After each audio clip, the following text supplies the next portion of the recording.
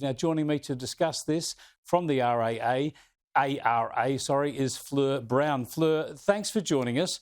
This surprises me that you think you were going to spend up big, $70 billion, even though the cost of living squeeze is really tight for many people right around the country.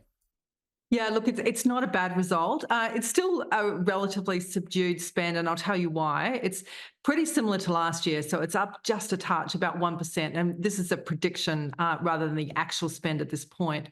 The reason I say it's subdued is that you've got to count in that amount of spending a whole lot of increased prices for retailers and, of course, for consumers. So there's some cost of doing business increases across the board for retailers and, of course, some price inflation and their supply chain costs, that sort of thing. So in some categories, that's sort of taking us backwards.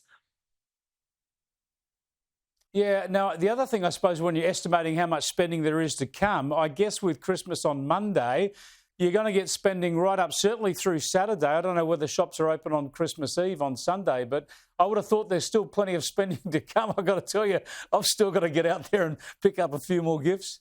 I hear you. So, look, $9 billion is what's predicted to be spent in the last week. It's always a big final hurrah in the final week. Of course, food spending drives a lot of that. People getting last-minute food items for their home Christmas event, and that across the whole $67 billion that'll be spent in the November-December period, $27 billion of that is food. Wow.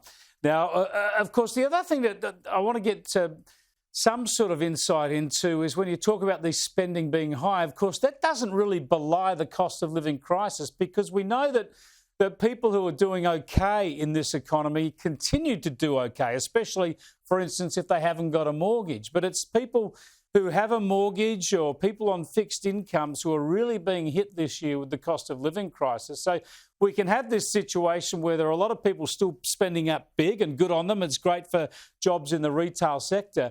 But there are a lot of families, even working families, who are really struggling, and certainly the charities are telling us about that.